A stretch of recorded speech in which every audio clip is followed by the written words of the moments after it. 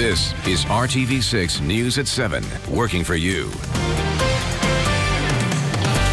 Thanks for joining us here at 7 o'clock on this Monday. I'm Mark Mullins. And I'm Amanda Starrentino, checking in with Chief Meteorologist Kevin Gregory on the Storm Team 6 Alert Day. Hey, Kevin. And we're tracking thunderstorms that are mainly over Illinois at this point, but I'll show you a few that have made it back into the state of Indiana. 84, humidity has been very high through the day. That provides then the moisture for heavy rainfall. See this from, say, Effingham down to Evansville and Louisville. This will pivot to the north, bringing rain back. Then we've got a couple lines in Illinois where a thunderstorm watch is in effect. Most recently, these have developed near Terre Haute into southern portions of Clay County. When it rains, it all outpours because of that humidity. This will lift to the north, cross I-70, headed toward Rockville, headed toward Clinton in Vermilion County, and eventually Greencastle as well. One area that just passed over Lake Schaefer and Lake Freeman now is clearing. Monticello will continue to move north and east. Here's the probability of rain. It goes up, up, and up through the evening hours into the early overnight. Concentrate more on our severe weather potential and what it means for Tuesday and beyond coming up. See you soon, Kevin. Thank you. As the country reopens, health officials warn we are not yet in the clear when it comes to COVID-19. At least 25 states and Puerto Rico are seeing an increase in cases. 19 have a rising number of hospitalizations. Some areas are scaling back their reopening plans, like Shelby County, Tennessee, which includes Memphis. Here in Indiana, the State Department of Health reported an additional 277 positive COVID cases today. 2,363 Hoosiers have died now since the pandemic began. The state's rate of positivity has slowly been dropping as more people get tested. As of today, it's a little more than 10%. According to the Regent Street Institute, there have been a decrease in coronavirus hospitalization trends across the state. A Call 6 investigation is prompting state lawmakers to take action. The Indiana State Department of Health will not release where people are dying in nursing homes or facilities where outbreaks of COVID-19 are happening. RTV6 filed a formal complaint to get those records, but the state says it does not have them. Call 6 Investigates' Kara Kenny joins us with the action now underway to change that. A group of Senate Democrats on the Health Committee wrote this letter to the governor criticizing the state's decision not to gather and publish nursing home data broken down by facility. They say the public deserves to know where people are dying in Indiana nursing homes and where the outbreaks are happening. Nearly half of Indiana's COVID-19 deaths are in long-term care facilities. Many lawmakers are hearing from their constituents who want information at their fingertips, but simply can't find it. And she's trying to find a place to put her dad. And she says, you know, I want to put him in the best home possible, but I don't know because there's no information. In a letter to the governor, Senators Jean Breaux, Eddie Melton, and Frank Mervan called on the governor and the State Department of Health to collect and make public nursing home COVID-19 data broken down by facility. It's information Call 6 Investigates has been fighting for since mid-April. The state told us ISDH does not have the records requested, and by law, they don't have to make one.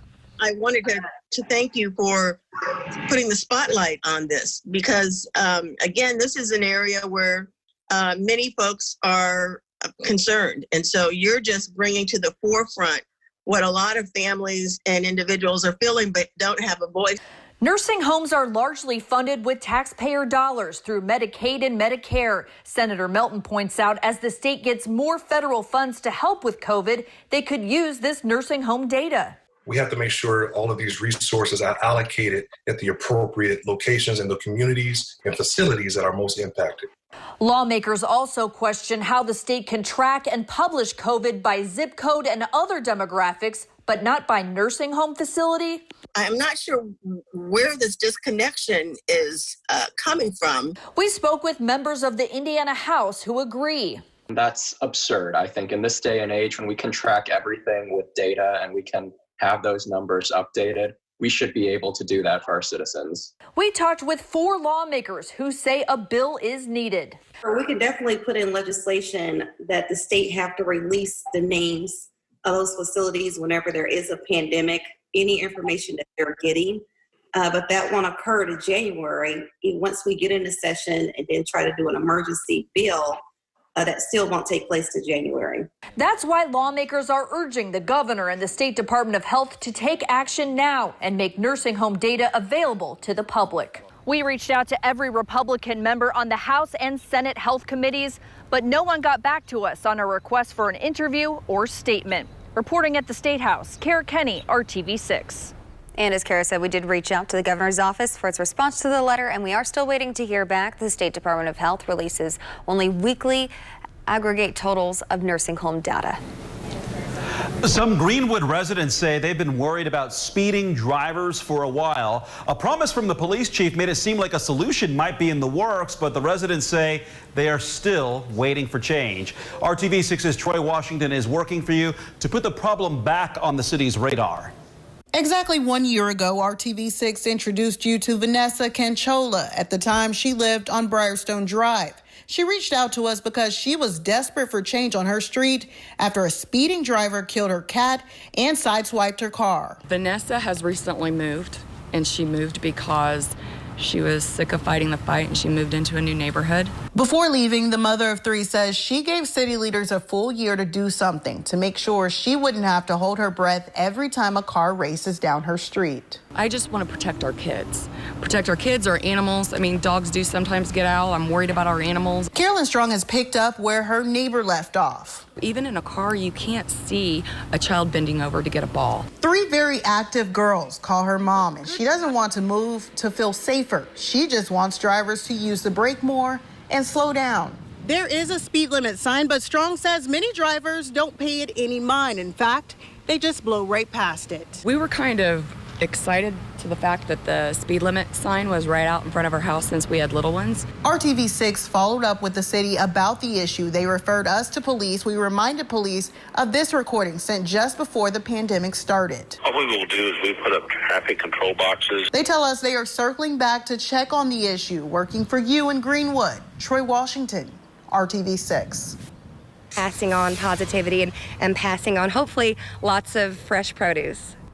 Fresh from the garden and providing for those who might need a helping hand right now. That's the goal of a new effort to bring community gardens to food deserts in Indianapolis. RTV6's Megan Santorum shows you how it's being done and why some say the benefits go beyond fresh food. In a field next to this church on 24th and Dr. Andrew J. Brown Avenue, you'll find this. It's the beginning of a community garden, one that will have tomatoes, peppers, cilantro, and other fresh vegetables. Something many people in this neighborhood don't currently have access to. As a mother of four, that doesn't sit well with me. Doesn't sit well with me at all, and we want to be a part of the change. We want to take action. So that's why this Carmel mother and her kids partnered with Martindale Church. Last weekend, they met with the youth group here to help teach them how to garden. Pastor Katrie Dickens says they plan to use the vegetables grown here as a supplement to their existing meal distribution program with second helpings. But he's hoping this garden provides more than fresh food. Self-confidence, something you could be proud of, something that you'll hopefully protect. Like, hey, that's a sense of pride. We want to provide a means of showing the people there's value here, as well as give our youth the opportunity to do something besides watch Netflix and play video games, to actually learn something that's going to benefit them for a lifetime and generations to come. Every child deserves to learn how to help the world and how to help themselves and how to help each other. And that's what we're here to do. Working for you, Megan Santorum, RTV6. Beginning today, students in Indianapolis will be able to pick up lunches at a new site 5 days a week. IPS will be giving out free prepackaged lunches at the Hallville Public Library Monday through Friday from 11:30 a.m. until noon. Now, the meals are available to any student 18 or younger, including those who don't attend IPS schools. This will be the only site giving out meals 5 days a week. Still ahead on the news at 7, a monumental meetup this Father's Day weekend. Why men and their sons got together to send a message. But first, how one group is pushing forward again to help people dress for and get the job they want. On Nissan Rogue. New college graduates have fewer jobs to apply for thanks to the coronavirus pandemic. Glassdoor just released new numbers today showing that entry-level jobs have dropped by 68% since this time last year. New grads are focusing on the tech industry. Software engineer, data analyst, and business analysts are seeing the most job applications during this time. The Rebound Indiana is our commitment to provide you with the resources to help you get through the pandemic. Successwear helps connect men with appropriate business wear for jobs and internships. Every year, our Rafael Sanchez helps college-bound students find clothing that will help with their future success. This story was filmed before COVID-19, so you won't see face masks or social distancing. Instead, you'll see a lot of shoes, smiles, and suits. That's 34, I need a 38. For those racking their minds on how to get that job or internship, this is a step in the right direction. We'll try to help you out as best we can. From shoes to suits, Successwear is the community's closet. Okay, yeah, it's reversible. Helping men find the perfect clothing combination to conquer that interview and claim their goal. All right, give me 1 second.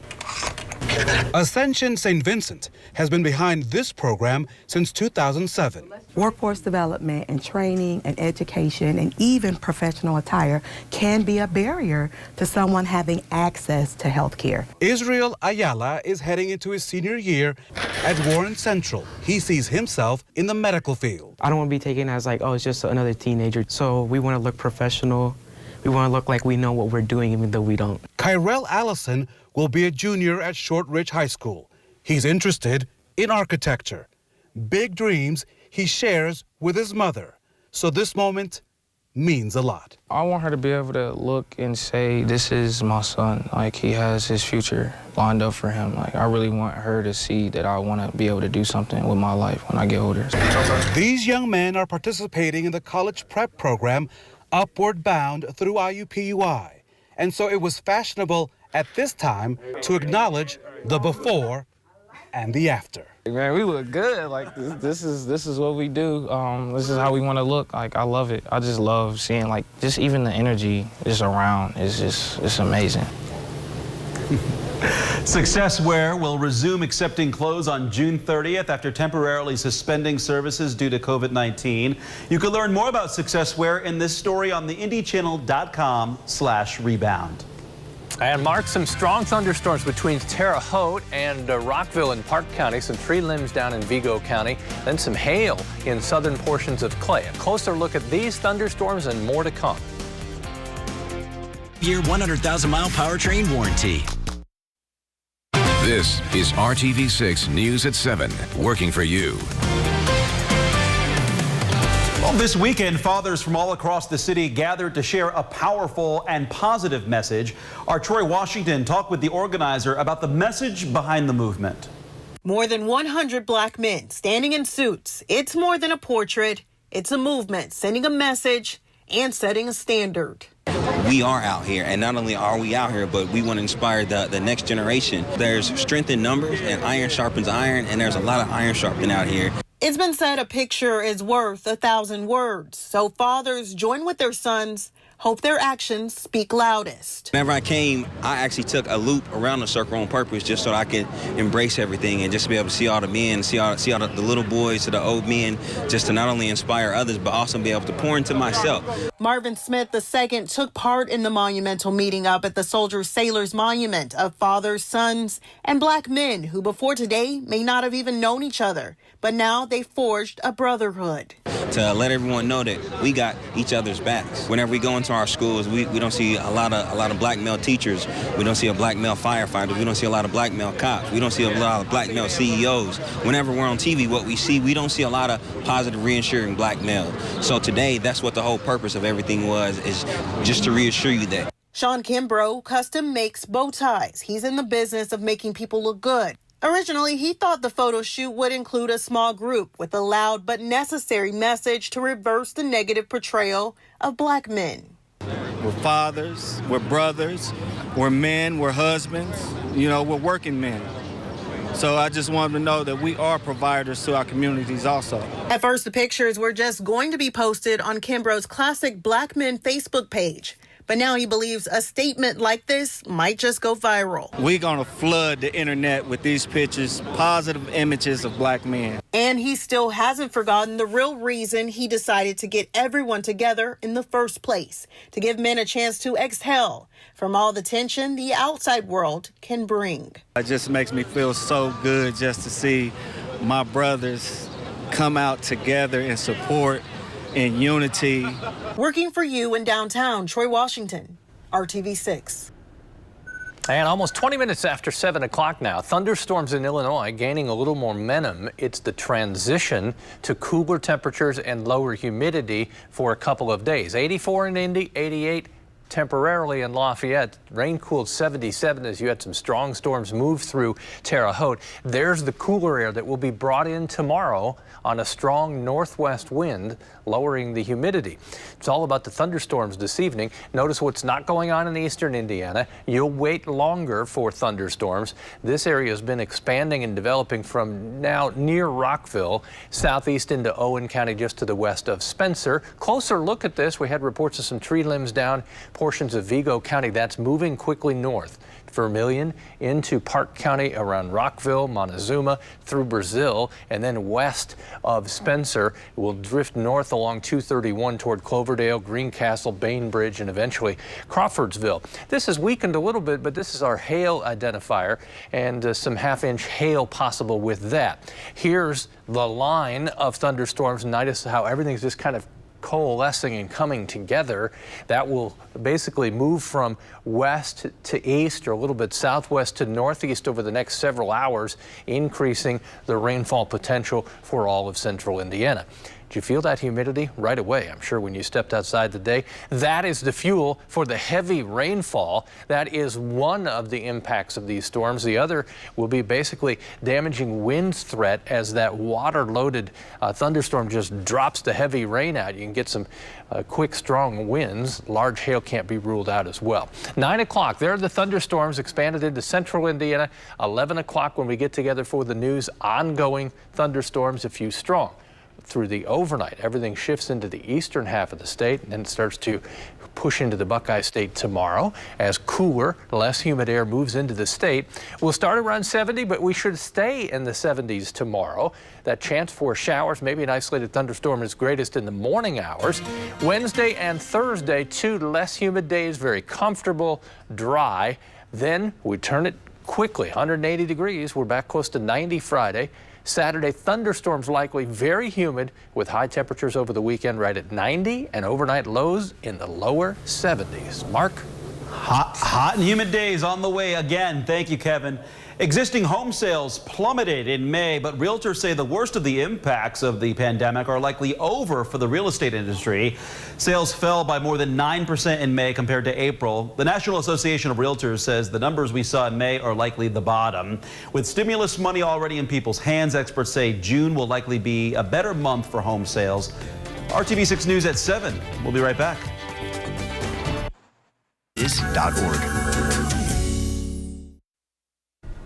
Welcome back. Despite an uptick in coronavirus cases, Disney is moving ahead with its plans to reopen its Florida theme parks. Magic Kingdom and Animal Kingdom will begin a phased reopening on July 11th. Epcot and Hollywood Studios will reopen on July 15th. Visitors will have their temperature checked. Anyone 2 years and older will be required to wear a face covering. Disney plans to have social distancing measures in place, which means some attractions will be temporarily closed. Kevin. Heads up to Greencastle, Rockville, as this drifts quickly to the north, eventually Crawfordsville as well. Thunderstorms expanding into the state between now and 9 o'clock, and we'll see everybody else at 11. Amanda? Thank you, Kevin, and thank you for making RTV6 your choice for news. As Kevin said, we'll see you at 11.